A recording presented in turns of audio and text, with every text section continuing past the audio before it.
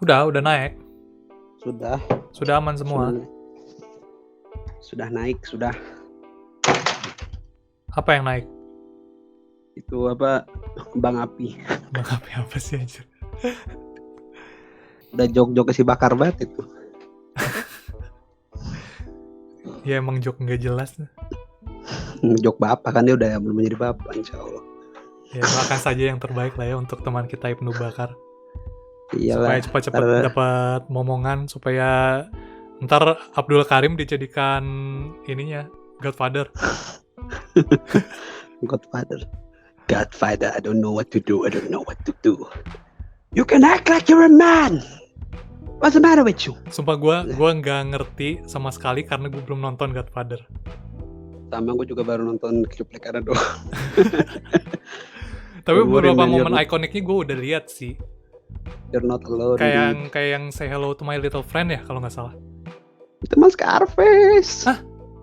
Itu Scarface? Iya. Bukan yang main sama? Ya main. Iya nggak sih? Al Pacino kan ya? Iya, Al Pacino. Apa sih aja? Say Hello to My Little Friend, coba orang lihat ya. Coba dah. Iya, Al Pacino, Scarface, astaga. Jadi selama ini aku dibohongi oleh pikiranku sendiri. Enggak sih, itu lebih tepatnya karena gue berasumsi aja. Terus gue lihat momen ikonik itu, gue pikir gue lihat dari film apa gitu. Dia di quotes juga si Say Hello to My Little Friends-nya itu. Dan gue pikir tuh dan waktu itu tuh di-mention Al Pacino. Jadi asumsi gue adalah Godfather, gue pikirnya. Ya nggak apa-apa, orang juga selama ini sampai setahun lalu masih mikir kalau Jakarta itu lebih timur daripada Bandung. Astaga, dulu seriusan? Sampai tahun lalu, boy. Berapa tahun? Sampai tahun lalu dari? Ya, dari lu tahu Jakarta apa? Selama ini gue mikirnya Bandung tuh lebih barat daripada Jakarta. All your life, God. Iya. Gak apa-apa. Direction emang kadang confusing kok. Santai. Jakarta di timurnya Bandung. Okay. Itu berarti parallel universe mungkin. Yang opposite dari semua, kebalikan dari semua. Some Belanda shit yang kayak perjanjiannya berubah gitu.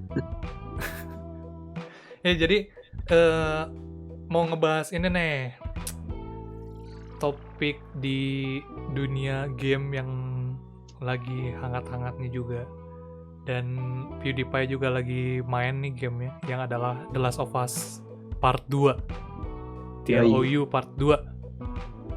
Nah, The Last of Us, The Last of Them, The Last of Them.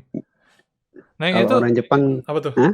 Apa tuh orang Jepang? Kalau orang Jepang ngejeknya di komen, what of The Last of Us, hole. Apa aja gue nggak ngerti. The asshole, The Last of Us. Oh, hole. Disambungin. Iya. Aduh, kocak dah. Tapi iya ya, kayak yang si Pius juga kan yang di Let's Play-nya dia juga sempat mention kan kalau misalnya yang rating dari IGN Jepang tuh beda banget gitu dari IGN yang barat kan. Katanya IGN Jepang tuh, atau pokoknya yang rating dari Jepang sendiri tuh lebih ini nggak sih? Lebih apa sih istilahnya tuh? Jauh lebih objektif, men. Iya, kayak memang kalau misalnya kayak nggak kerasa, nggak dibias-biasin lah istilahnya. Iya. Si Pius mention itu, terus juga lu kemarin juga di chat kan di grup tuh mention itu juga kan? Lu atau si gue. Oh lu ya di grup. Iya, jadi kayak menarik sih. Kayak biasnya tuh kenapa? Kita mulai dari itu aja. Menurut lu biasnya tuh kenapa yang di barat itu tuh ada apa gitu? Apa yang dibiaskan gitu loh? Politics. Iya. Kan soalnya emang ya we're talking about USA gitu, US fucking A, because they are dividing the whole politics spectrum into just two, Republicans and Democrats, far left and far right gitu kan. Jadi ya dari awal juga apa ya, dividing opinionnya sangat-sangat kentara gitu antara either you're one of us or you're not one of or you're against us gitu.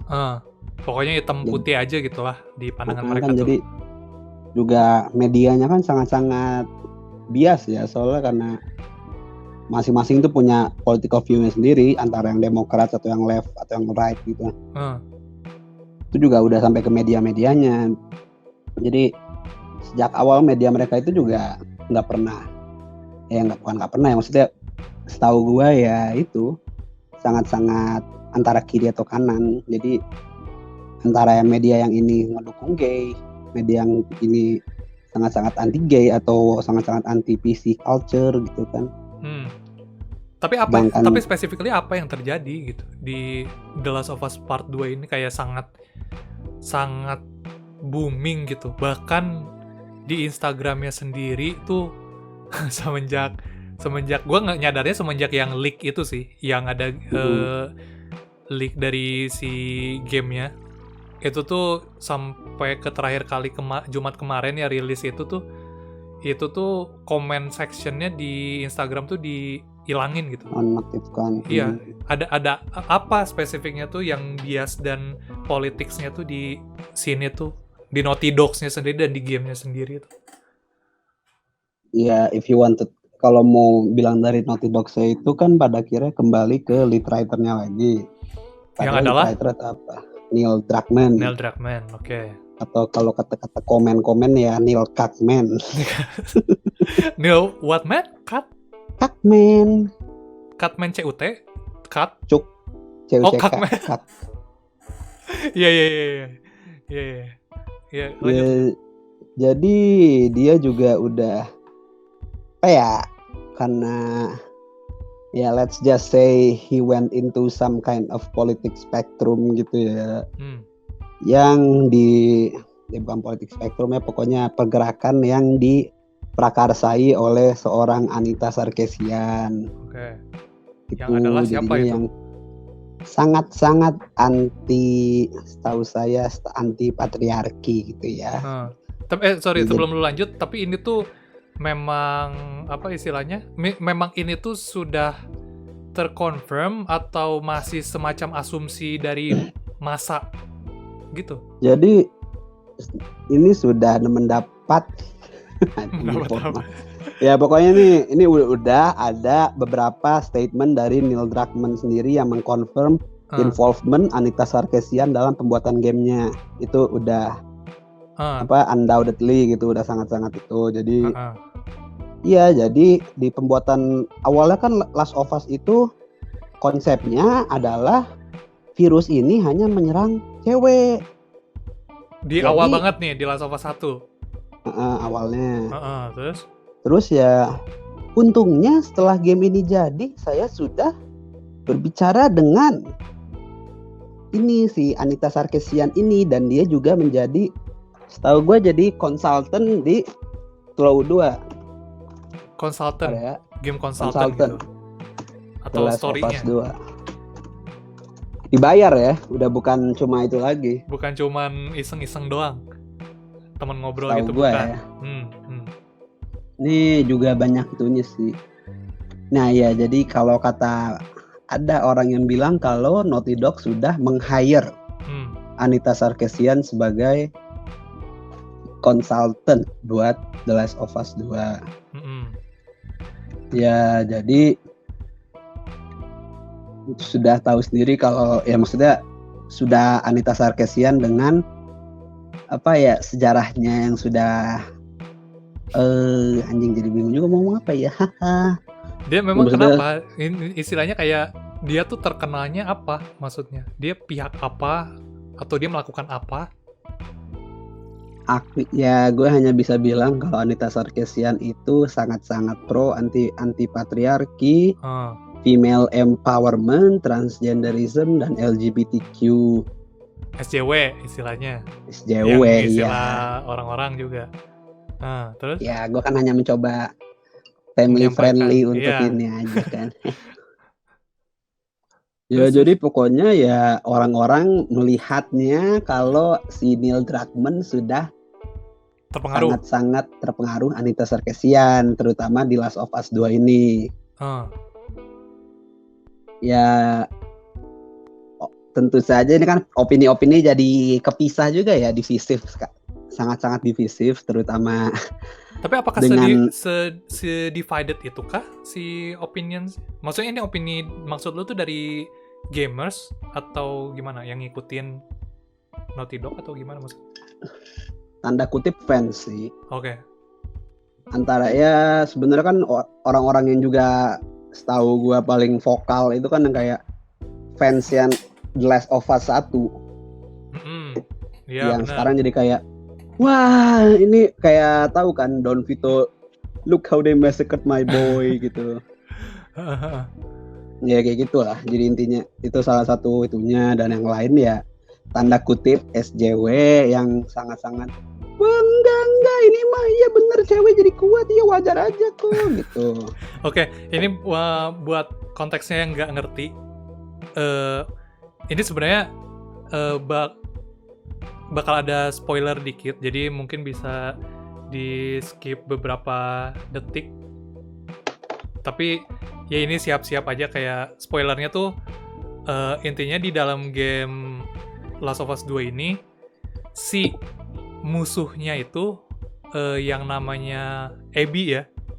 Iya benar. Gue manggilnya Abraham sih sebenarnya waktu. It's meme. It's meme. Waktu gue nonton let's play-nya si Pewds waktu itu kan gue sebenarnya baru gue pertama kali ngelihat dia tuh bukan di let's play-nya si Pewds, tapi yang di leak-nya itu loh, yang foto-foto disebarin gitu sama orang-orang.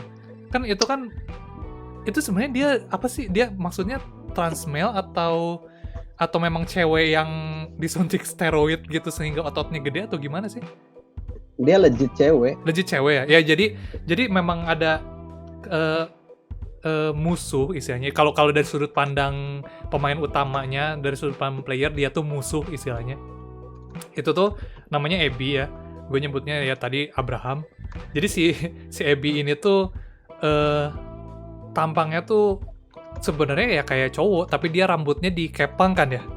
Dikepang, rambutnya panjang dikepang, dan suaranya cewek, dan dia tuh memang gendernya cewek gitu. Asli cewek gitu. Dan kayak apa? Tapi tuh bener-bener si badannya tuh bener-bener kayak habis disuntik steroid dan bener-bener workout parah gitu kan, kayak bahkan badannya lebih ini nggak sih? Lebih rip daripada karakter-karakter cowok yang lain gak sih? Iya, ya kan? Sangat. Apa? Sangat iya, buff. Buff banget, rip banget gitu. Jadi kayak buff dan rip lah istilahnya. Jadi kayak apa? Dan nah ini spoilernya nih sebenarnya. Jadi brengseknya itu. Nah ini yang gue nggak suka sih, karena ini sebenarnya yang akan gue utarakan ini bakal bias banget, karena memang kayak yang tadi lu juga bilang Dul, kebanyakan yang protes itu kan yang ngikutin Last of Us 1 kan. Dan gue salah satunya, jujur aja. Kayak gue tuh apa ya istilahnya, kayak gue ngikutin banget, dan gue di Last of Us 1 pun gue gak main. Gue ngikutin playthrough-nya, let's play-nya si Pewds juga gitu. Itu kan seru juga ya. Jadi kayak gue ngikutin ceritanya juga tentang si Joel ini yang ngejaga si Ellie, pemain Joel kan di Last of Us 1 pemain utamanya. Ellie kan kayak protagonisnya juga, tapi kita masih harus ngeprotek si Ellie kan, karena dia masih kecil kan. Jadi apa? Ini kalau buat nambahin doang gitu ya. Iya. Ini spoiler juga. Jadi hati-hati. Spoilernya dimulai, jadi sebenarnya partnya Abby itu ditarik paralel dengan partnya Joel waktu di Last of Us 1. Iya, benar. Itu ntar Dimana? Ada di Last of Us 2 dijelasin gitu flashbacknya. Nah, jadi yang apa? Kan itu ya yang membuat menarik tuh. Makanya kayak gue setuju nih yang dibilang si Pewds tuh konsepnya tuh sama, bukan ya mirip banget lah sama Walking Dead yang game, dimana lu tuh bermain sebagai sesosok kayak istilahnya yang nantinya akan jadi father figure dari seorang anak kecil perempuan. Ya nggak? Kalau di Walking Dead kan si Lee ya, sama si Clementine. sama Clementine gitu kan. Dan di yang pertama juga kan masih kecil juga kan, Clementine masih kecil, jadi harus dijaga sama kita istilahnya. Di Last of Us 1 pun sama gitu. Dan itu yang membuat menarik gitu dari penceritaannya, karena bondingnya itu loh, bonding di mana istilahnya ya kita sebagai Joel di Last of Us 1 itu tuh harus ngejaga dia. Secara story kita juga udah invested, udah ngikutin ceritanya sampai akhirnya. Ini spoiler alert lagi. Yang ini bagian ending, lebih edan spoilernya. Ending dari Last of Us 1 adalah kan si Ellie ceritanya ini kan dia immune kan ternyata dari gigitan zombie. Akhirnya dia di tujuannya adalah si Joel itu nganter ke sebuah grup yang namanya Fireflies. Ya nggak? Nganter si Ellie ke sebuah grup itu untuk dibikin vaksin. Ya kan? Tanpa sepengetahuan si Joel, ternyata di bagian akhirnya, kalau misalnya mau dijadiin, mau dibikin vaksin itu, Ellie itu harus mati. Intinya gitu kan? Di Last of Us 1. Nah, maksudnya kan, kayak kalau kita yang player ngikutin Last of Us 1 dari awal sampai akhirnya itu ketemu momen itu, Ellie mau dioperasi, itu kan kita juga ngerasa, wah gini kita nggak terima nih istilahnya. Kayak kita tuh udah, sudut pandangnya udah nyatu sama sudut pandang si Joel gitu. Feeling kitanya juga.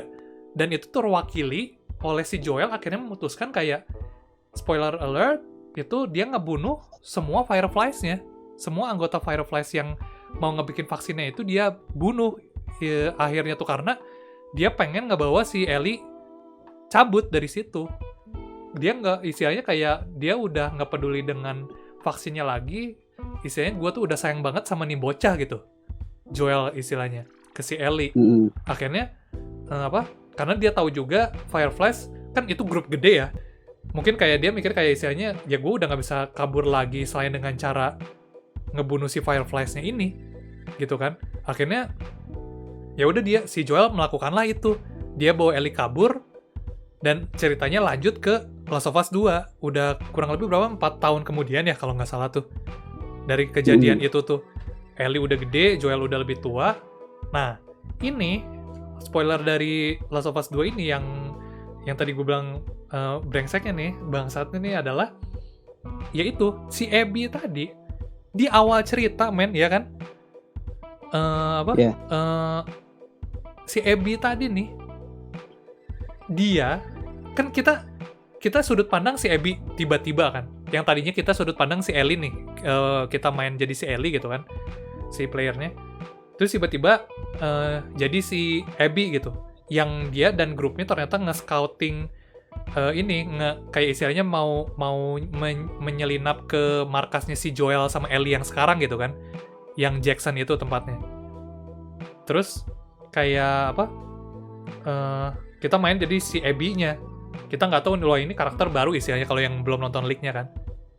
Terus main, tiba-tiba ada momen dia kejebak sama banyak zombie. Waktu dia mau nyelinap sendiri ke Jackson-nya gitu kan, ninggalin teman-teman yang lain gitu. Waktu dia kejebak udah mau kegigit zombie gitu, dia diselamatin sama Joel ternyata. Joel itu lagi patroli di sekitar situ. Joel sama Tommy, adeknya si Joel tuh. Singkat cerita, itu kan kayak masuk tuh ke markas ini kan. Ke markas istilahnya kayak mereka udah kejebak, udah dikejar banyak banget zombie. Kita bingung nih, mau kemana si Joel sama Tommy itu. Akhirnya si Abby ngasih ide, udah aja ke markas gua, deket sini kok istilahnya. Itu juga udah ada perimeternya, kayak udah aman lah istilahnya. Akhirnya dibawalah kan. Singkat cerita lagi, itu udah masuk ke markasnya si Abby dan kawan-kawan. Terus kan kenalin diri kan, ya nggak, si Joel sama Tommy itu. Nih gue Tommy, gue Joel gitu kan. Waktu nyebut nama gue Joel gitu, yang lain kan pada diem kan. Terus akhirnya si Joel kan ini kan, yang dia nanya gitu, kenapa ekspresi lo kayak abis ngelihat setan gitu kan, istilahnya kayak bengong semua gitu. Lo kayak udah pernah dengar nama kita gitu. Iya gitu kan, kayak Kayak gitu ekspresinya tuh si Joel nanya. Si anjir tuh tiba-tiba dari belakang si Abby kayak Nembak ngomong shotgun. apa gitu kan, langsung ditembak kan kaki si Joel tuh pakai shotgun. Terus intinya dihajar gitu lah, dihajar sampai mampu, sampai akhirnya kita balik lagi jadi si Ellie. Terus kita nemuin kejadian itu, kita akhirnya nyelinap ke markas si Abby dan kawan-kawan. Dari kejauhan kan kedengar kayak ada suara orang disiksa kan, yang adalah suara Joel kan, dipukulin gitu kan pakai stick golf, makanya ada meme-nya gitu kan. Terus ya waktu kita lihat kepalanya kan udah hancur ya, udah nggak terselamatkan lagi walaupun masih napas juga. Dan itu tuh waktu momen itu gue maksudnya gue udah kena spoiler.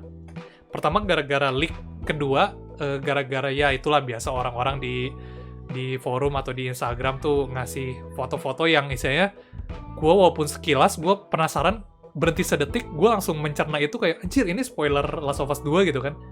Tapi kayak gue belum ngeliat full animationnya kayak gimana gitu. Si momen itu tuh cutscene-nya kayak gimana gue belum lihat. Dan waktu gue nonton itu di let's play-nya si Piuts, itu tuh ekspresi gue sama si Piuts-nya basically the same gitu. Kayak bengong dulu, speechless, kayak what the fuck is happening right now gitu kan. Kayak itu di awal game, ini orang yang kita nggak tahu sama sekali, si Abby-nya itu baru gitu. Kita pikir mungkin kayak yang nggak tahu spoiler atau leak-nya, kita pikir Abby itu kayak karakter baru yang ntar jadi temennya Ellie or something. Taunya dia ngebunuh si Joel, yang adalah orang yang dari Last of Us 1 tuh yang membuat kita mau nonton dan main Last of Us 2 gitu. Dibunuh begitu saja, secara sadis. Unfair istilahnya kalau kalau orang-orang bilang gitu kan istilahnya. Ya kan? Sorry. Kenapa tuh? Enggak, gue lagi nyari-nyari. Ya pasti ada banyak meme tololnya kan, yang kayak gitu tuh. Ya, jadi gitu. Maksudnya ya begitulah si spoilernya tuh tadi. Balik lagi tuh, gimana dulu yang sambungin ke politiknya? Iya, jadi ya banyak kontroversi lagi. Seperti misalnya kan orang-orang tuh kan sekarang yang jadi jadi tuduhan utamanya itu ya gue mencoba imparsial mungkin ya. Last of Us itu sangat-sangat cewek itu terbaik dan all man bad gitu loh kan, makanya si Abby itu jadi sangat-sangat kuat, jadi tubuhnya lebih kuat daripada cowok. Dan misalnya kalau dulu Joel itu kalau main kan ya kalau misalnya dia karakternya ya, spoiler. Ya karakternya lebih berhati-hati yang dulu kan? Enggak, belum bukan itu. Oh, bukan. Jadi, itu apa tuh? Kalau Joel itu waktu dimainkan di Last of Us 1, Joel itu kalau misalnya terkena musuh yang namanya clicker, itu nama salah satu musuh di game itu. Iya, salah satu zombinya lah istilahnya. Dia bakal langsung mati. Bakal langsung ada animasi dia digigit terus mati. Ellie juga. Sedangkan kalau Abby yang menjadi kata-kata fans tanda kutip itu menjadi wah iya dia frontman anti cowok gitu yang super kuat. Dan Abby itu kalau terkena clicker dia bakal bisa ninju clickernya dulu, jadi bisa selamat. Itu tuh by default itu, bukan karena skill yang di upgrade atau apa? Setahu gue gitu sih, coba gue lihat dulu ya. Jadi sebenarnya memang gue sebenarnya gini ya, namanya kontroversi gitu, namanya udah main politik dan ada agenda-agendaan tuh kayak gimana ya, gue tuh selalu nggak mau jump to conclusion dulu pastinya. Makanya gue nonton dulu kan yang si Piuts gitu sebelum gue komen apa-apa. Tapi sebenarnya kesampingkan agenda atau politiknya pun ya gue sebel aja gitu. Secara penceritaan tuh si Joel tuh digituin gitu istilahnya. Dan di awal game keselnya tuh kayak at least biarin kayak, maksudnya tetap ada gitu ya, kayak flashback ceritanya di game kan kita main Ellie yang masih kecil bareng si Joel waktu masih hidup gitu kan. Jerapah. Tapi tapi kayak ya masih kalau gue pribadi makanya gue bilang tadi di awal itu gue bakal bias tuh ya karena itu nggak fair aja gitu, mau ada agenda atau enggak pun gitu si Ya, pendekatannya tuh. dan yang ini, jadi tuduhannya orang-orang yang lain itu, si writernya itu Neil Druckmann itu masukkan dirinya sendiri ke dalam karakter sebagai karakter Manny. Iya. Heeh. Yang nge-mocapin muka dia sendiri ya. Terus Ya, dan kan jadi karakter si Manny itu yang menjadi salah satu kekesalan orang itu, Manny itu yang ngeludahin Joel setelah si Joel dibunuh. Jadi kan orang-orang kayak ngerasa kayak wah dia Neil Druckmann sangat-sangat benci Joel gitu, yang padahal kan ya. Iya sih. Iya. Yang di Speed itu kalau nggak salah di flashback deh. Maksudnya yang lebih jelasnya di flashback yang ini kan, di flashback si Abby yang dari kan tadinya kan kalau yang di awal kita baru ngelihat si Joel dibunuh itu kan dari sudut pandang si Ellie yang lagi di ini kan, lagi di pitting gitu kan istilahnya. Kalau misalnya di flashback kan ada lagi yang sudut pandangnya tuh dari si Abby gitu. Nah di situ baru jelas tuh yang si karakter Manny-nya, gue inget tuh yang brewok gitu kan, rambutnya dikuncir. Iya. Itu lebih jelas tuh nge-speed ke si Joelnya. Itu emang parah sih. Nah, ya itu kan jadi kayak seakan gimana ya, si Neil Druckmann membuat Joel menjadi karakter one dimensional yang kayak cuma beneran ngebunuh karena dia psikopat, nggak ada nilai-nilai keorangtuaannya, nggak ada nilai-nilai menjaga Ellie gitu. Seakan Joel ya cowok yang brengsek gitu, padahal kan lebih kompleks dari itu ya. Dan cuma dengan gitu aja karakter yang sudah dicintai oleh orang-orang malah diludahin oleh karakter yang dianggap orang itu sebagai self-insert dari Neil Druckmann itu. Itu makanya kenapa orang-orang juga kesel. Ya. Banyak dan ya. Ada defense-nya juga. Ada defense-nya juga. Jadi Neil Druckmann katanya enggak kok, ini bukan gue, ini lebih mirip ke pengisi suaranya si Alejandro Edda. Tapi bisa dinilai sendiri ya, Alejandro Edda itu ya walaupun mirip tapi rambutnya dan brewoknya beda gitu. Ya bisa dilihat beda gitu ya. Neil Druckmann ya bisa dibandingkan sendirilah gitu. Ya obviously different lah pokoknya. Ya pokoknya ada lah alasannya juga gitu. Iya. Dan juga ya udah tahu sendiri kan, apa ya, orang-orang itu kan sangat-sangat mempermasalahkan juga ini kenapa Abby sangat-sangat buff. Ini tuh cuma bisa dicapai dengan steroid gitu, apalagi di dunia post apokaliptik. Iya, kayak very unlikely lah istilahnya untuk mencapai badan gitu. Orang-orang kan juga ada yang ngedefend, ya bodoh amat ini cuma game gitu ya. Tapi di Doom kan juga orang-orang, lu cuma ngelawan demon tapi kenapa lu bisa buff gitu. Nah, kalau ya gitu itu apa ya, justifikasi ya kan pasti ada di mana-mana gitu. Tapi kalau yang gua bilang juga mah, ya lo mau gimana pun ya, kalau lo udah ngeset tone Last of Us 1 itu sangat realistik gitu ya. Dan tiba-tiba kalau lo bilang ini, iya Abby itu sangat-sangat kuat karena dia nge-gym terus gitu. Di dunia yang sudah lo set sebagai dunia realistik, pada akhirnya fall flat gitu. Jadi kayak lo ngomongin kartun gitu.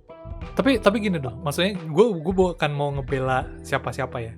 Kayak begini, memang ada bagian di mana waktu kita, nah ini yang gue sebelin sih sebenarnya. Sebelum gue lanjut dulu, ini tuh yang gue sebelin tuh adalah apa dulu? Kayak kita tuh main jadi si Abby, jadi si Abraham, ngapain aja?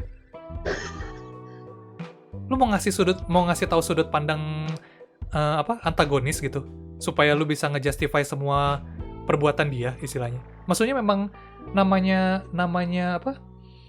Namanya perang mah istilahnya dari dulu kan kayak nggak ada yang benar, nggak ada yang salah istilahnya gitu kan. Kayak tergantung lu dari sudut pandang pihak mana gitu, lu nggak mau ngambilnya gitu istilahnya. Kayak apa? Tapi maksudnya ya apa ya? Ya kayak tadi lu bilang gitu. Dan dari yang kayak dari tadi di kita bahas gitu. Itu tuh si kita tuh sudah invested ke Joel gitu. Kita tuh sudah sangat menantikan momen-momen Joel gitu, dari yang badass-nya, dari yang father figure-nya buat si Ellie, dari yang gitulah pokoknya. Di saat Ellie sudah dewasa gitu kan. Bukan cuman flashback yang di saat Ellie menuju dewasanya. Istilahnya gitu. Di saat Ellie tuh sudah, istilahnya kalau untuk validasi, interaksi dia tuh Ellie tuh sudah bisa ngegendong Joel sekarang. Nggak cuman kayak dulu Ellie doang yang di boost gitu kan istilahnya. Gitu loh. Itu yang kayak gue sebelin, kenapa kita harus banget dari sudut pandang si Abby kayak gitu. Yang tadi gue mau bilang tuh, bukan gue mau ngebela siapa-siapa, begini loh, ditunjukinnya kalau kita ngomongin realistis, menurut gue itu masih valid kok. Karena yang ditunjukin di sudut pandang si Abby ini sih, itu tuh dia kan markas besarnya kayak di sebuah, ini spoiler lagi nih ya. Ini markas besarnya itu di apa tuh, sebuah apa ya, kayak stadion gitu. Gym sih. No. Stadion kok. Stadion bola gitu. Stadion. Nah, di dalamnya ada gym. Dan semua kan udah aman tuh. Kayak satu stadion tuh bener-bener dipakai banget gitu kan. Dimanfaatkan banget. Dan gymnya tuh aktif gitu. Si mesin dan free weight-nya gitu istilahnya. Jadi kayak dan istilahnya kalau memang mau fokus ke bodybuilding, itu bukankah masih valid ya? Masih wajar gitu? Untuk bodybuilding walaupun di momen post-apokaliptik pun? Itu pertanyaan gue dulu. Menurut lu gimana? Jadi yang jadi masalahnya juga, walaupun dengan bodybuilding, yang jadi masalah itu adalah makanan. Gimana tuh? Lo kalau mau memaintain body mass dan muscle mass seperti itu, ya butuh makanan konsisten dengan protein yang tinggi, dengan jumlah protein yang gak dikit gitu. Sedangkan di dunia post apokaliptik sudah jelas-jelas orang kalau makan itu harus ration, harus dibagi-bagi dikit-dikit gitu ya. Kalau pada akhirnya ya jadi kayak militer gitu loh. Jadi kayak makanan ya cuma dikit-dikit. Kalau ada makanan pun pasti harus dibagi-bagi antara survivornya gitu loh. Ngerti. Ya kan kalau misalnya gitu berarti fokus ke Abby banget dong. Padahal kan fighter banyak juga yang lainnya di situ gitu. Makanya kocak juga. Kocak juga ini di let's play-nya si Peach yang ngebuat dia ngakak juga.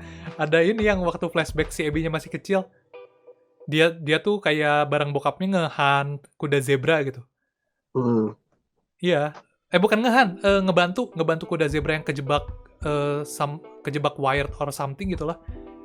Terus kayak salah satu komentarsnya tuh bilang, itu kan live ya. Jadi salah satu komentarsnya tuh bilang kalau nggak salah, iya itu yang ngebuat si Abby buff tuh karena makan daging kuda zebra terus. Kayak dark jokes-nya tuh gitu. Padahal kuda zebranya baru aja diselamatin sama mereka gitu, sama si Abby dan bokapnya. Terus ujung-ujungnya malah dijadiin steak gitu meme-nya tuh. Nah, tapi kalau misalnya gue balikin, maksudnya gini, intinya kan berarti yang tadi lu bilang adalah nutrisinya kan, untuk memenuhi yang membuat akhirnya si otot supaya bulk up gitu kan. Tadi yang lu bilang si nutrisinya juga, proteinnya juga susah gitu istilahnya. Cuman kalau gue balikin lagi, kalau lu lihat lagi di flashbacknya itu kan di stadionnya tuh supply daging tuh banyak doh. Gue maksudnya di secara ini ya, world buildingnya dilihat tuh ada banyak gitu si daging-daging, entah itu rusa or horses or something lah, pokoknya gue nggak tahu daging apa gitu loh, pokoknya digantung gitu. Nah kayak dan mereka juga ada peternakan kan di dalamnya tuh, mereka juga ternak ayam, berarti kan telur juga harusnya cukup terpenuhi gitu untuk orang-orang. Walaupun, nah tapi maksudnya masih ini dong, masih valid dong, atau enggak? Gimana? Ya bisa aja sebenarnya, tapi memang gini, sorry, jadi kayak memang apa ya? Kalau dipikir lagi, kayak yang tadi lu bilang, kata kuncinya tuh memang di rationingnya sih. Iya, istilahnya, jadi ya apa tuh? Orang jadi fokus ke Abby doang gitu, makanannya gitu. Betul, kayak ini si Abraham makannya berapa banyak anjir? Iya, dan itu nggak dikit gitu loh San. Mana kalau ngelihat kayak porsinya The Rock atau Betul. porsi pesumo gitu kan jelas jauh beda. Kalau Betul. enggak otot mereka bakal berkurang, kebakar. Betul. Kalau cocok loginya gitu sih ya. Jadi memang kerasanya kayak, kenapa nih kayak karakter tuh kayak dipaksakan ada gitu untuk sebuah agenda tuh, itu mungkin ya karena kayak gitu. Soalnya gitu. kan di mana-mana pun gitu ya, kalau setahu gua ya dari film-film militer, dari film-film manapun, Ya. walaupun ini orang lebih jago atau apa, pada akhirnya sama aja harus, kalau untuk sustainable society itu harus sama gitu, diberinya makanan. Soalnya kan ya gitulah. Iya. Jadi sebenarnya kalau di gamenya, di world buildingnya lu di levelnya tuh lu cuman tunjukin ada gym dan ada banyak supply daging dan telur tuh, itu juga nggak membantu ya. Karena logiknya tadi rationing tadi ya sebenarnya. Ini kan post apokaliptik ya, dengan Iya. tone gamenya katanya God punch and then you get punch again and again gitu ya. Jadi ya jangan kontradiktif gitu lah kalau emang satu udah kayak gini. Apalagi kan orang-orang juga membandingkan game ini tuh sebagai Schindler's List of games gitu kan, padahal jelas Joel di satu game yang sama aja pain-nya subjectively jauh lebih berat daripada pain-nya Ellie dan Abby gitu ya. Iya. Ya begitulah gitu. Jadi emang kontradiktif aja sebagai writer gitu, dan ini yang ini balik lagi ke ekspektasi audiens juga, soalnya kan Uncharted dan game-game mereka sebelumnya kan udah sangat-sangat bagus in terms of writing dan yang lain-lain gitu ya. Iya, benar. Konsisten. Tapi maksudnya tiba-tiba nggak maksa. Dulu tuh bagusnya juga nggak ini ya, kalaupun mungkin gitu ya, dari dulu pun udah ada yang dari tadi kita bahas, misalnya ada agenda politiknya kayak gitu, itu tuh dulu nggak kerasa gitu istilahnya. Iya. Karena nggak maksain or something gitu. Ya nggak sih? Baru mulai dipaksain itu di game Uncharted 4. Yang mana tuh? Di karakter Nadine Ross. Nadine Ross yang antagonisnya ya kalau dari di Uncharted 4 mah. Iya, tapi nanti jadi bisa dimainin juga. Yang ini spin-off? Jadi orang-orang sangat mempermasalahkan ya, ini cewek sekuat apapun di military training squad apapun ngelawan dua cowok buff yang sudah melewati banyak situasi hidup dan mati, nembak-nembakan gitu ya, penembak-nembakan, tapi bisa dengan mudahnya mengoverpower mereka gitu. Apakah logis gitu ya? Iya, benar. Tapi sebenarnya Nathan Drake waktu itu ngelawan Nathan Drake sama siapa emang duaan tuh? Sama abang? Sama kakaknya. Oh, masih Sam. Gue lupa sih kalau yang momen battle itu. Tapi gini dong, maksudnya tuh kayak kalau di Uncharted sebelumnya ada nggak momen kayak gitu kan? Kalau nggak salah si siapa tadi, Nadine Ross, dia tuh udah ada dari sebelumnya juga nggak sih? Enggak. Oh enggak. Tapi kalau nggak salah ada yang karakter cewek lain juga nggak sih di Uncharted sebelumnya yang jadi musuh juga? Maksudnya kayak kita battle sama dia gitu? Kurang tahu sih, gue belum main sebelumnya. Ya, gue juga lupa sih. Uncharted Nadine Ross ya, coba gue lihat. Itu tuh kayak gue lupa yang lu bilang tadi di overpower itu tuh cutscene berarti. Cutscene, jadi walaupun ada battle gitu tapi kayak tipe-tipe battle nggak bisa lo menangin gitu loh. Iya. Dan pada akhirnya leads to a cutscene yang lo pasti kalah. Sebenarnya gue gini sih, sebenarnya gue mikirnya makanya gue coba berusaha sebisa mungkin untuk netral gitu ya, sebisa mungkin untuk objektif, untuk respon terhadap ini tuh kayak gue mikirnya apakah mungkin yang misalnya di Uncharted 4 gitu misalnya contohnya, kayak apakah mungkin sebenarnya itu tuh mereka tuh nggak sengaja sama sekali gitu loh, ngerti gak? Kayak nggak sengaja, memang kayak ya udah gitu, gue si game desainernya untuk battle ngelawan si Nadine ini, ya udah gue bikin mungkin kayak si Nadine-nya lagi hoki aja or something gitu, karena mungkin bosen dengan apa, kalau misalnya menang terus tuh kayak kurang diverse or kurang immersive or something gitu. Kayak mungkin game desainernya atau writernya atau siapapun yang nanganin battle itu tuh kayak mikir, ya udah deh kita ini aja, untuk battle ini kita coba si Nathan Drake sama siapa abangnya tuh, si Sam itu tuh kayak udahlah ke overpower dulu gitu di sini, biar ada alasan si Nadine-nya bisa cabut or something gitu. Itu mungkin gak sih sebenarnya? Jadi yang lagi-lagi ini juga gimana ya, masalah itu kan kalau nggak dipermasalahin nggak bakal muncul gitu ya. Ya. Jadi kayak Streisand effect gitu yang justru dengan nyuruh orang jangan bicarakan, orang-orang bakal bicarakan gitu.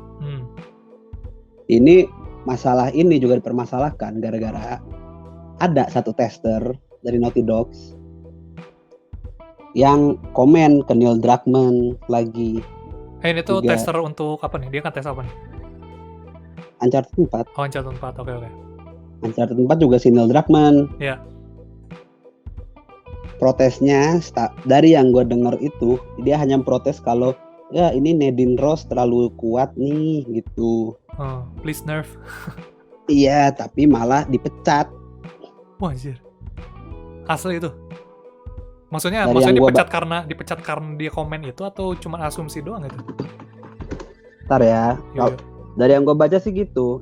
Uncharted 4 tester fired tuh ya. Kocak juga sih. Uncharted 4 focus tester dismissed after sexist outburst. Jadi dari Twitter, dari nggak tahu Twitter atau apa, Neil Druckmann sendiri bilang kalau dia me-fire what he described as sexist focus testers.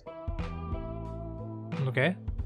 Jadi maksud lu dari situ tuh mulai kecium bau-bau agenda gitu. Mulai kecium bau-bau Neil Druckmann. Kalau dari gua sih kesel soal. To be honest. Ya soalnya si Neil Druckmann emang udah dari Uncharted 4 gitu, dan banyak tomfuckery juga yang terjadi dari antara Uncharted 4 sampai ke Last of Us 2. Seperti yang katanya mereka memecat Amy Hennig, mendorong Amy Hennig keluar yang udah jadi writer dari Uncharted 1 ke 3 gitu. Itu kan Amy Hennig juga salah satu figur di dunia game yang lumayan besar gitu ya. Dia dari Legacy of Kain, terus Uncharted. Tapi ya ini mah gosip ya atau enggak ya gitu, tapi katanya Amy Hennig itu dipaksa untuk keluar dari Naughty Dog. Tapi ya nggak mau ngikut gitu ya istilahnya mah. Ya nggak mau ngikut agendanya katanya. Amy Hennig itu dulu lead writernya gitu sebelum Neil Druckmann atau gimana? Iya. Neil Druckmann tuh di sini nggak cuma lead writer nggak sih? Dia juga director juga nggak sih? Director kalau nggak salah. Dan sih emang powernya kalau udah co-direct di situ. Ya co-director di Last of Us 4 nih. Last of Us 2 maksud lu? Ya Last of Us 2. Last of Us 4 ya. Kalau Vice President Naughty Dog loh. Hah? Udah jadi Vice President Naughty Dog. Wow. VP harusnya ada banyak dong. VP of apa gitu atau enggak?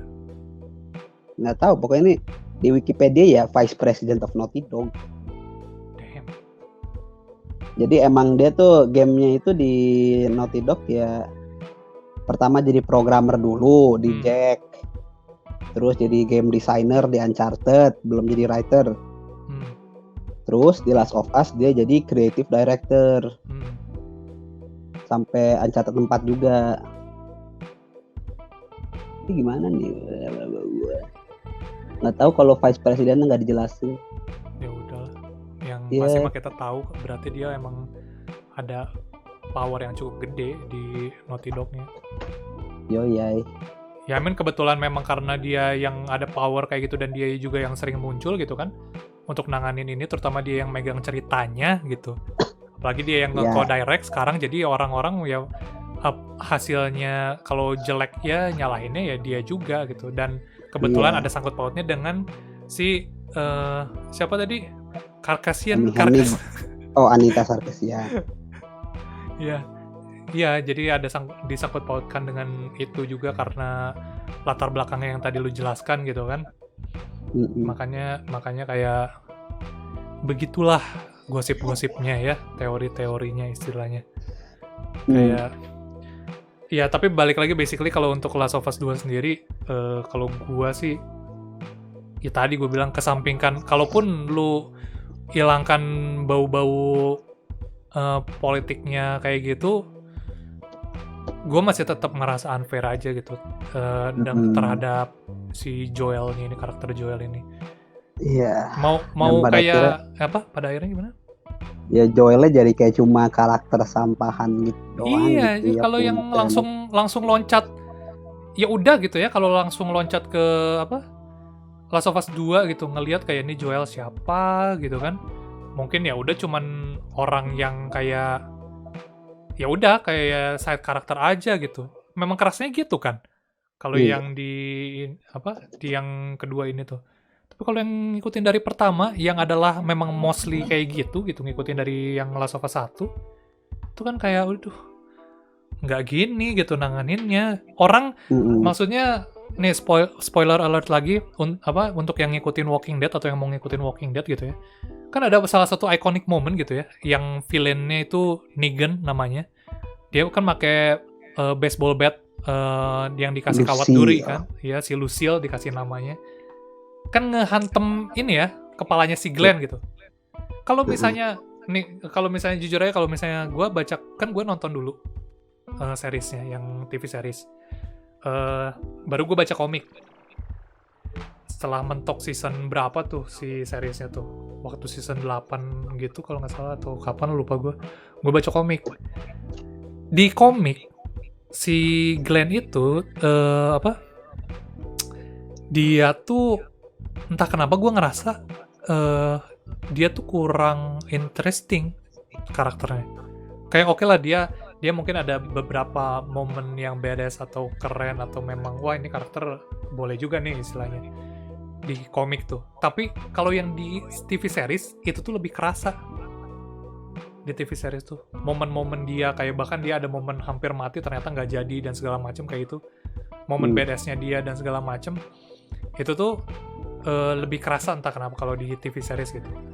Menurut gua.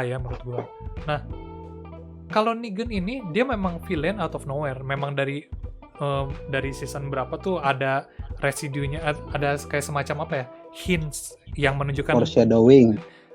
Bukan foreshadowing, lebih kayak hints kalau dia tuh exist, Negan. Nah, tapi kalau foreshadowing memang ada, tapi beda lagi. Itu tuh kayak foto-foto di anak buahnya Negan gitu loh. Foto-foto kepala hancur gitulah istilahnya. Nah, cuman dia kan waktu dimunculin, makanya kenapa Negan tuh kalau di meme-nya tuh kata orang-orang tuh villains that you can't hate gitu loh. Kayak karena memang di awal di kemunculan dia tuh kocak gitu pembawaannya. Dia serem tapi dia tuh kocak istilahnya. Makanya banyak yang demen sama dia tuh. Banyak yang menantikan momen tobatnya dia lah istilahnya. Karena waktu dia pertama kali dimunculin out of nowhere, kita belum tahu siapa, kalau apalagi yang nggak ngikutin hints-nya gitu ya tentang dia dari dulu. Dia tiba-tiba datang, kelompok si Rick ini udah kejebak gitu kan. Pertama kali nih kelompok Rick tuh bener-bener, kalau di TV tuh bener-bener nggak berdaya. Biasanya tuh kan badass banget grup kecilnya si Rick tuh. Di sini tuh bener-bener nggak berdaya sama sekali. Sampai akhirnya, nah ini spoiler besarnya, sampai akhirnya si Negan ini ngebunuh si Glenn dengan cara kepalanya dihantam pakai Lucille, pakai baseball bat berkawat duri tadi, sampai kepalanya bener-bener hancur. Ini bahkan hancurnya itu udah tinggal gumpalan daging doang gitu kan. Kayak kalau ngebayangin lagi tuh kayak itu bahkan lebih parah istilahnya kan daripada yang ini, daripada si Abby tadi ke si Joel kan. Joel tuh masih ya kelihatan utuh gitu, cuman kayak kepalanya aja kayak hancur istilahnya. Maksudnya hancur kayak berdarah-darah gitu kan. Kalau di sini kan hancur, bener-bener hancur kayak watermelon hancur gitu. Nah, tapi Negan tuh bahkan pembaca komik pun dan yang ngikutin film pun, ngikutin TV series pun masih ngebela Negan. Walaupun dia masih momennya belum yang momen tobatnya, dia masih villain gitu, masih musuh utama dari si Rick and group ini gitu. Tapi orang-orang tuh demen dengan karakter Negan ini gitu. Karena gue nggak tahu kenapa, tapi kalau menurut gue memang karena pembawaannya kocak satu, dan istilahnya apa ya, masih apa ya, mungkin karena si Abraham tuh based on revenge mungkin ya, salah satunya revenge yang akhirnya membutakan dia sampai melakukan hal kayak gitu ke Joel dan segala macam, dan mungkin karena ya apa ya, momen-momennya tuh banyak faktor lah istilahnya yang membuat Abby tuh lebih dibenci karena ngebunuh Joel dibanding Negan dibenci ngebunuh Glenn gitu. Cuman orang tuh waktu Negan ngebunuh Glenn tuh kayak shock doang gitu loh, shock parah, that's it. Tapi dia banyak yang nggak benci gitu, malah banyak yang makin demen sama karakternya Negan as the story goes gitu. Abby enggak, makin ditunjukin makin tahu kita bisa mainin dan mainnya itu lama, jadi si Abby malah makin abis udah karakternya, makin benci orang-orang tuh. Menurut lu kenapa tuh? Kalau dari sudut pandang lu? Gimana ya? Atau lu sependapat sama gua? Basically tuh kayak tadi yang gue bilang gitu. Kenapa Negan makin disukain gitu, makin kesana. Kenapa Abby malah makin dibenci, makin kesana tuh? Ya pertama kan juga situasinya gitu ya. Kalau pertama kurang logis gitu, misalnya waktu si Abby dan Joel itu juga kayak tiba-tiba karakter Joel tuh jadi tolol gitu. Ya. Dimana yang harusnya si Joel itu sangat hati-hati kalau udah misalnya membaca apa ya, orang kan kalau sudah bertahan hidup lama harusnya sense-nya lebih tajam gitu ya. True. Tapi itu Joel yang membaca hawa, tanda kutip hawa ruangannya udah berbeda, dia malah diem baik kayak orang tolol gitu, kayak sampai akhirnya dia mampus. Ya lu kayak udah kenal gue aja sih. Iya. Aduh, ditembak gue. Iya, ngerti. Ya kayak bener gitu sih, kan juga. Di downgrade karakter si Joelnya tuh. Kalau si Glenn kan dari awal sampai akhir kan yang ngelawan si Negan ya, kayak ya melihat Negan tepat di mata dengan gagah berani gitu, walaupun pada akhirnya spoiler modar gitu ya. Iya. Gimana ya, itu juga memberikan respect bagi Glenn juga sebagai writer dan direktur filmnya gitu. Sedangkan Joel tuh udah dibunuh, dipindahin sama yang tanda kutip self insert gitu ya, walaupun katanya bukan. Iya. Habis itu ya udah gitu, pada akhirnya mainin jadi pembunuhnya. Iya benar. Yang tidak ada nilai tambahnya, punten. Cuma lebih buff dikit doang. Sedangkan bayangin kalau lo main jadi Negan gitu ya. Anjing, gue main jadi psikopat punya baseball bat berdarah-darah, berkawat gitu kan, anjing, lebih seru jauh. Iya, gue ngerti. Sedangkan Abby ya udah gitu, pertama ceritanya secara subjektif itu sudah ada di mana-mana. Revenge plot yang sangat-sangat tipikal gitu, dan kalau lo ngikutin apa jurnal Last of Us 1 ya, lo spoiler juga, lo bakal tahu kalau Firefly itu rencananya bakal gagal. Jadi emang si Ellie tuh bakal jadi kayak cuma apa ya? Percobaan aja lah. Gak ada salahnya nyoba gitu istilahnya. Dan pada akhirnya di lawannya juga orang-orang yang imun kayak Ellie, sempat ada kan? Yang kultis. Last of Us 2. Oh. Apa tuh namanya? Karena Pio's playthrough-nya itu belum nyampe situ. Yang si Scars. Iya, Last of Us 2 yang cult, yang itu yang jadi cult. Yang Scars kan namanya. Kan ada WLF kan, yang Wolf kan. Itu kan yang grupnya si ya, Certified Scars. Certified ya, benar-benar ada sebutan itunya. Tahu gue ini katanya mereka tuh imun juga. Oh, that's interesting. Belum nyampe sana tapi. Soalnya Ya. sekarang tuh sekarang ya yang si Feuds gue apa kocak gini kayak yang let's play terakhir yang kemarin malam itu adalah dia endingnya itu yang main jadi si Abby balik lagi jadi Seattle Day One dan itu tuh Iya, ya tahu. si Feudsnya nggak semangat banget aja mainin itu ya kayak mungkin kan biasanya abis selama 3 hari berturut-turut abis dia upload jam berapanya tuh dia live stream lagi kan. Yang ini tuh enggak. Yang ini tuh enggak dulu, kayak enggak langsung live stream lagi, mungkin karena dia mempersiapkan mental dulu main jadi si Abraham mungkin atau gimana, gua nggak tahu, tapi kocak aja gitu. Oh, tapi ini katanya rumor sih ya. Jadi oke. Rumoredly. Jadi katanya Sarah Fudge itu juga immune katanya. Tapi sebenarnya interesting sih kalau misalnya emang pendekatannya kayak gitu. Menurut gua itu sangat menarik sih pendekatannya, kayak memang gak cuman Ellie gitu. Jadi dunia tuh gak cuman bertumpu pada Ellie doang gitu si nasibnya. Istilahnya kalau buat nyari vaksin tuh. Itu menarik sih. Ya gua setuju yang lu bilang apa? Gak ada added value-nya juga ke si Abby yang ngebunuh Joel kayak gitu karena memang klise juga kan. Alasannya revenge ya udah vengeance doang gitu, kayak maksudnya lu ngasih cerita yang menarik untuk nge-justify itu aja itu orang belum tentu nerima gitu ya, kebanyakan yang terutama yang ngikutin dari Last of Us 1 apalagi yang kayak gini gitu yang standar klise cerita vengeance gitu. Ya kalau misalnya lo mau nyari revenge yang lain, ada Max Payne, ada novel The Count of Monte Cristo gitu ya. This is nothing special gitu loh.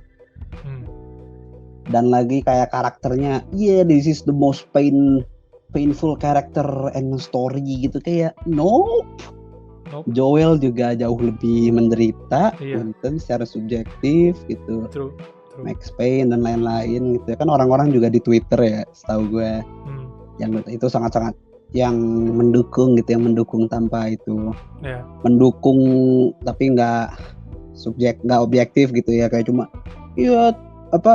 show me one character with more pain than her, I'll wait gitu, terus langsung dibalas dengan ribuan karakter yang lebih menyedihkan gitu hidupnya.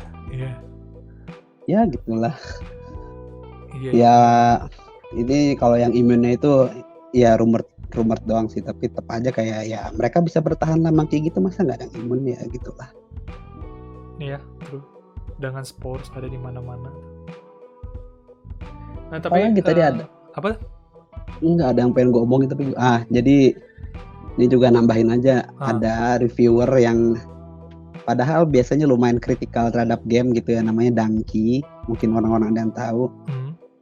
Tapi justru dia malah mendukung si Last of Us-nya ini. Katanya ceritanya Abby justru memberikan simpati kepada Abby-nya, di mana Abby-nya mulai menjadi manusia gitu.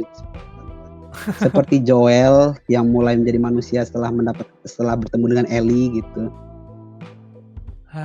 Iya, tapi ya apapun justifikasinya atau cocok loginya tetap unfair lah. Ya kayak tadi balik lagi kayak gue bilang di awal, namanya perang gitu mah itu kan memang apa ya, lu tergantung dari sudut pandang siapa gitu, pihak lu ada di pihak mana, lu melihat pihak lawan lu pasti salah terus gitu kan. Ya kita lihat dari sudut pandang Ellie dan Joel gitu, yang udah dari dulu membuat tertariknya kita ke cerita Last of Us gitu kan, dari yang pertama juga kan kayak gitu, dari Ellie dan Joel, dari grup di Jackson gitu. Ya lu mau gimana juga kayak tetap ngerasanya itu unfair gitu, terutama ya gua gitu yang bias tadi gue bilang juga, tetap unfair aja pokoknya pendekatannya. Sudut pandang gua dari sudut pandang Joel dan kawan-kawan, udah gitu aja gitu. Bumbu-bumbu kayak misalnya si Abraham itu terlalu nggak realistis ke si ototnya, terus kayak self insertnya Neil Druckmann, Terus Yang sebenarnya kayak yang katanya itu self insert voice aktornya. yang kayak gitu mah dibilangin kayak tadi gue bilang, yang kayak gitu dikesampingkan pun kalau lu pendekatan kasih jualnya kayak gitu tetap unfair kalau kalau dari ini mah dari kalau dari gua pribadi gitu ya. Apalagi ditambah dengan bumbu-bumbu kayak gini, makanya orang-orang makin menggila gitu kan. Yang dari sudut pandang mendukung dari sudut pandang Joel dan Ellie juga gitu istilahnya. Wih, ada satu lagi yang perlu dihituin. Wah, apa nih? Apa nih? Maneh tahu sendiri kan kalau Sony itu sebagai corporation sekarang lagi gila-gilaan menyensor game kayak Devil May Cry itu game-game Jepang yang bikini-bikini gitu. Wah, emang segamblang itu? Gue pikir kayak masih agak subtle gimana gitu nyensornya. Ya kagak, maksudnya kayak udah kayak membatas-batasin gitu. Misalnya ada game namanya Aokana itu sangat-sangat dibatasin scene-nya gara-gara Sony, perbatasan Sony gitu. Tapi giliran Last of Us 2 gue ngerti maksud lu. Gue kayaknya pernah lihat. Ada satu scene yang menunjukkan sebuah aktivitas yang sangat-sangat pokoknya sexual intercourse lah pokoknya. Questionable gitu ya, tapi nggak ada. Bentar, sorry, bener kan yang sexual intercourse kan? Iya. Iya, gimana lanjut lagi? Ya, tapi ya ditunjukin aja tuh. Nggak disensor ya, bahkan itu sangat gamblang ya. Ya, tapi walaupun nggak ada dada dan nggak ada selangkangan, tapi punten ini tetap aja sebuah aktivitas seks gitu ya. Iya. Ya kalau zaman-zaman The Witcher sama itu kan emang ya mainly kan itu for PC aja ya. Jadi ya Udin gitu. Tapi kan ini for Sony gitu, tapi entah apa bisa dilihat yang kayak itu lolos gitu ya. Arguably ada double standards nih kalau kata orang-orang. Betul. Ya, itulah. Dan kenapa yang ditunjukinnya si Abraham nih gitu kan? Ya, dan lagi ada dadanya kelihatan. Dada ada, boy. Ada ya? Gue nggak tahu. Tapi kayak cowok. Sumpah ini.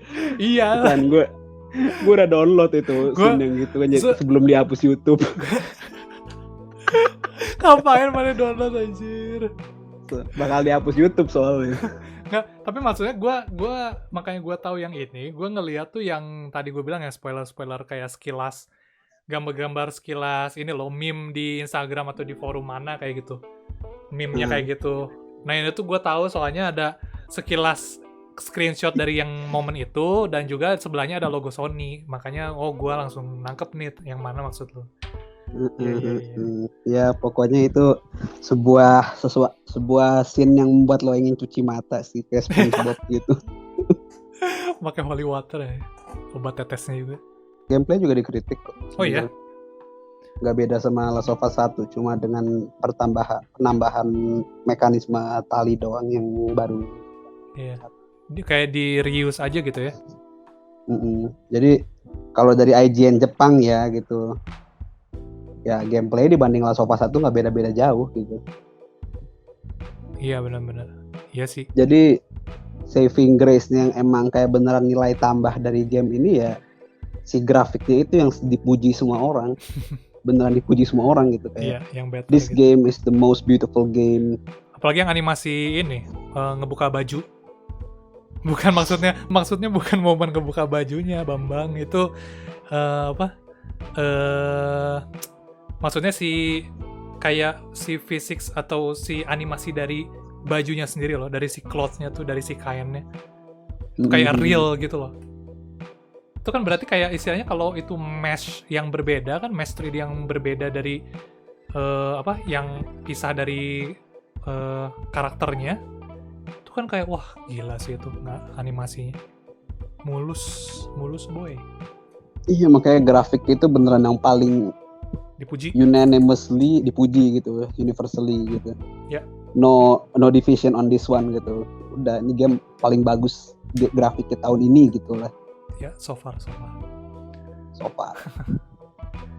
Ya udah deh, berarti. Ada lagi nggak? Aduh, soal Last of Us 2 nih. Agak sih itu aja. Ya gitu, kita doakan saja yang terbaik untuk Babang Dragman dan Mbak siapa? Karkasian. Kok gue ngomongnya Karkas melulu sih? Kenapa? Gue manggilnya Karkas melulu ya. Karkas. Kenapa jadi mayat? Enggak, tadi siapa? Apa Sian tuh tadi yang cewek tuh? Sarkasian. Iya. Dia cowok, dia cewek. Iya, dia Ya cewek. gitulah. Kenapa lo bilang tadi dia cowok aja? Ya lebih mirip cowok soalnya punten. Ya udah deh, kalau gitu terima kasih banyak atas informasinya, Ya. Abdul Karim. Selamat sore dan selamat malam. Iya, selamat sore menjelang malam. Over and out. Over and out.